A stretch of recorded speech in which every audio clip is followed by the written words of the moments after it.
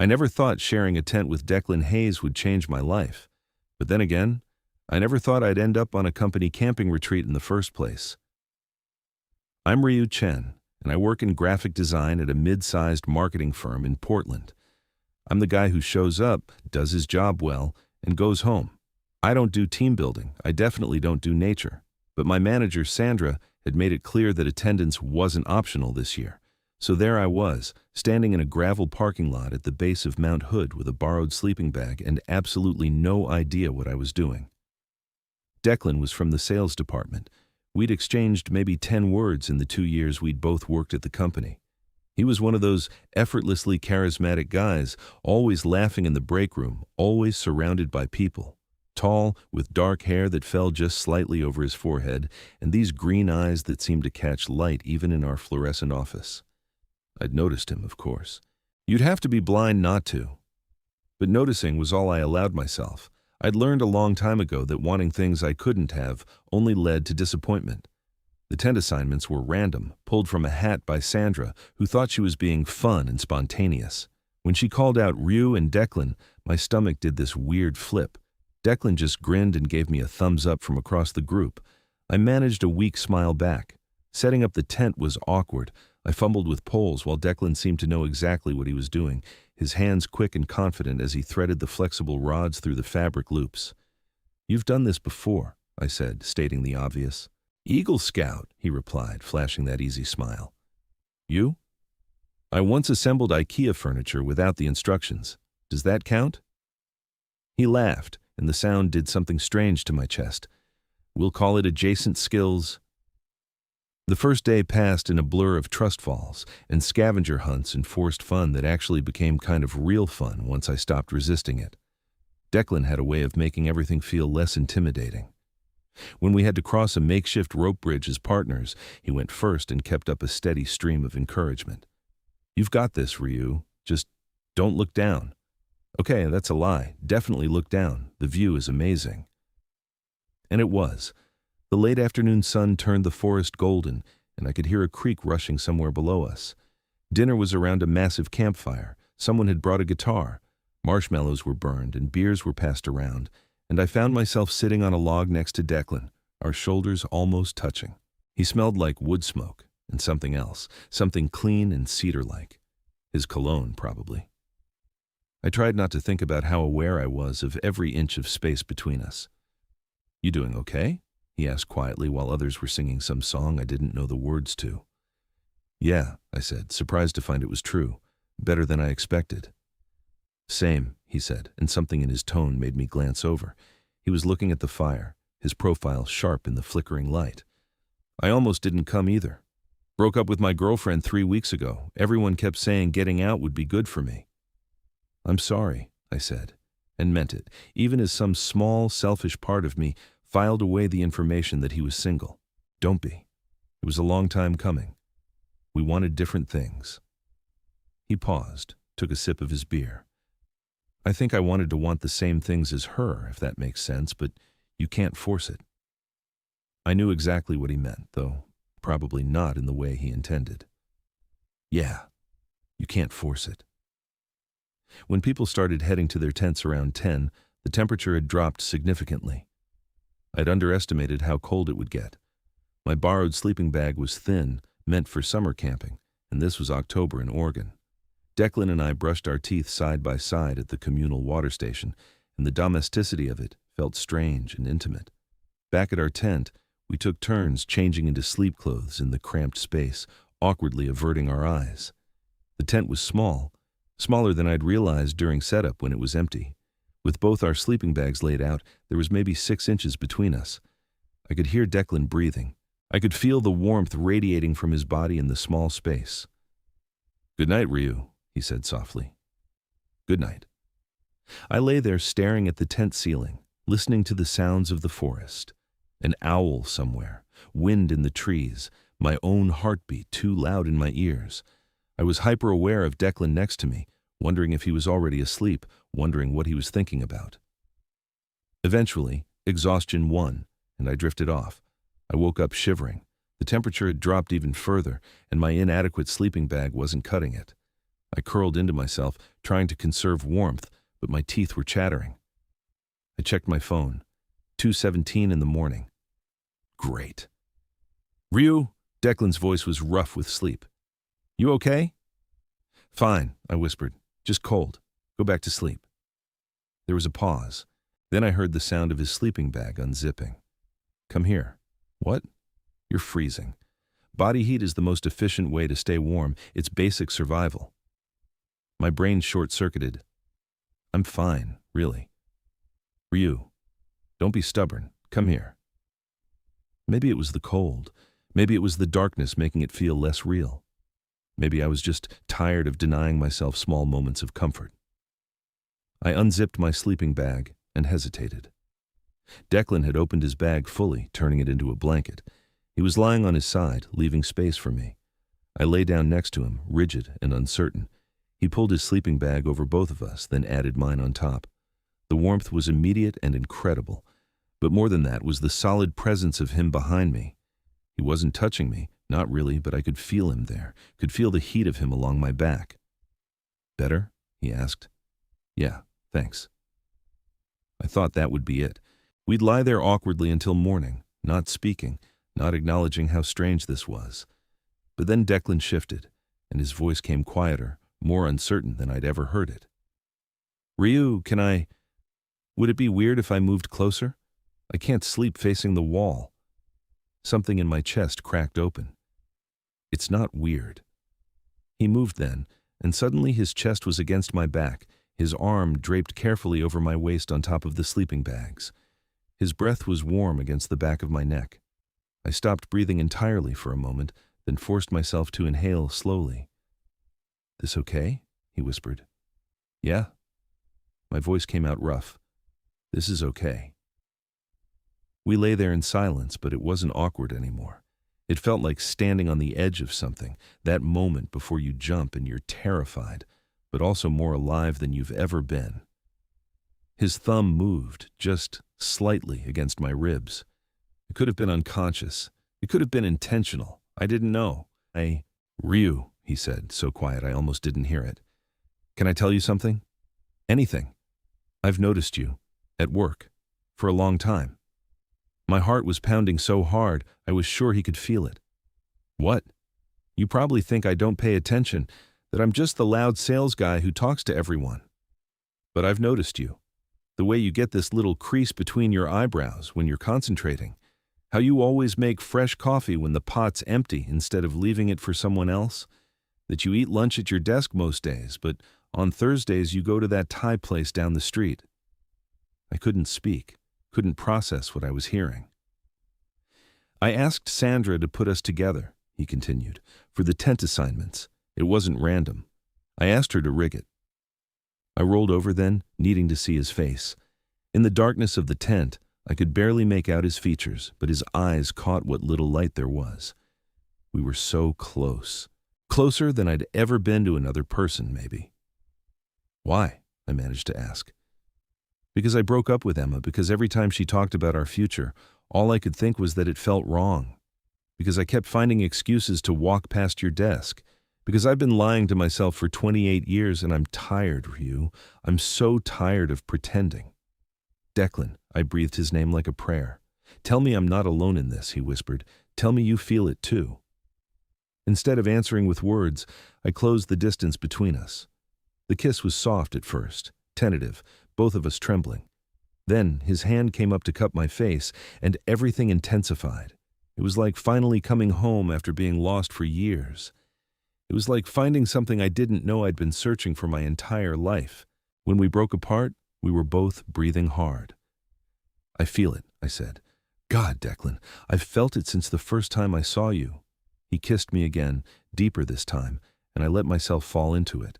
Let myself have this thing I'd denied myself for so long. His hands were in my hair, mine clutching at his shoulders, and we were a tangle of limbs and sleeping bags in desperate affection. I've never, he started, then stopped. I mean, I've thought about it, but I've never actually... Me neither, I admitted. Not like this. Not with someone who matters. You matter, he said fiercely. You matter so much. We stayed awake the rest of the night, talking in whispers, stealing kisses, learning the geography of each other's faces with gentle fingers. He told me about growing up in a small town in Idaho, about always feeling slightly out of step with everyone around him, about the relief and terror of finally admitting the truth to himself. I told him about my family's expectations, about the careful distance I'd maintained from everyone, about the loneliness that had become so familiar I'd stopped noticing it. "No more distance," he said as the sky started to lighten outside the tent. "Not from me, not if you don't want there to be." "I don't want there to be," I said, and kissed him again because I could, because he was here and real and wanted me back. We emerged from the tent that morning to knowing looks from Sandra, who absolutely had rigged the tent assignments and looked far too pleased with herself. The second day of the retreat passed in a haze. I was exhausted and exhilarated and couldn't stop smiling. Declan kept finding excuses to touch me, casual brushes of his hand against mine, standing close enough that our shoulders bumped. Every touch felt electric. During a break in activities, we snuck away to the edge of the campsite where a fallen log overlooked a valley. The view was breathtaking, all autumn colors and distant mountains, but I couldn't stop looking at him. "What happens when we go back?" I asked. "To real life, to the office." He took my hand, lacing our fingers together. "We figure it out, together, if you want to." "I want to," I said immediately. "I'm terrified, but I want to." "Me too, on both counts." He squeezed my hand. "We can go slow, or fast, whatever feels right. I just know I don't want to go back to pretending you're just some guy I work with." "What am I then?" He turned to face me fully, his free hand coming up to trace my jawline. "You're the person who makes me want to be brave. You're the reason I finally stopped lying to myself. You're Ryu, and I'm pretty sure I'm falling for you." My breath caught. That's a lot for one camping trip. "Yeah," he agreed, smiling. "But when you know, right?" I thought about all the years I'd spent being careful, being safe, keeping my heart locked away where it couldn't get hurt. I thought about the fear I'd carried for so long, the certainty that wanting what I wanted would only lead to pain. And then I looked at Declan, really looked at him, at the hope and vulnerability in his eyes, at the way he was offering me his heart like it was the most natural thing in the world. "Right," I said. "When you know, you know." That night, our last night camping, we lay in the tent again, wrapped around each other like it was the most natural thing in the world. He played with my hair while I traced patterns on his arm, and we talked about everything and nothing, about movies we loved and places we wanted to travel and what we'd eat for our first official date. "There's this Italian place near my apartment," Declan said. "It's tiny, family-owned, best carbonara you've ever had. We could go this weekend." "I'd like that. And then maybe we could walk along the waterfront. It's supposed to be nice weather." "Very romantic," I teased gently. "I'm going to romance the hell out of you, Ryu Chen. Fair warning." I laughed, the sound surprising me with its lightness. "I'm okay with that." He kissed my forehead, tender and sweet. "Get some sleep. We've got a long drive back tomorrow." "Declan?" "Yeah?" "Thank you for being brave enough for both of us." "We're brave together now," he said. "That's how this works." I fell asleep with his arms around me, feeling safer and more hopeful than I had in years. When I woke up, early morning light was filtering through the tent, turning everything golden. Declan was already awake, watching me with soft eyes. "Morning," he said. "Morning." I stretched, then settled back against him. "We should probably get up." "Probably." Neither of us moved. "5 more minutes," I said. "5 more minutes," he agreed and pulled me closer. The drive back to Portland was different than the drive up had been. Declan and I sat together in the back of the van, his hand in mine hidden between us. We didn't talk much, just existed in the same space, comfortable and right. I watched the scenery pass by and thought about how much can change in just 2 days. How you can go into something expecting nothing and come out with everything. At the office parking lot, as people gathered their things and said their goodbyes, Declan walked me to my car. We stood there in the fading afternoon light, not quite ready to separate. "So," he said, "Saturday, 7 o'clock?" "Saturday at 7, I confirmed. He glanced around, checking if anyone was watching, then leaned in and kissed me quickly. "I'll text you." "You better." I drove home in a daze, my lips still tingling from that brief kiss. My apartment felt different when I walked in, like I was seeing it through new eyes, the careful neutrality of it, the lack of personal touches, the way I'd made it a place to exist rather than live. I thought about Declan seeing it for the first time and felt a flutter of anxiety mixed with excitement. That night, lying in my own bed, my phone buzzed. A text from Declan. "Made it home. Can't stop thinking about you." I smiled at the screen, typing back. "Same. About you, I mean." "Good.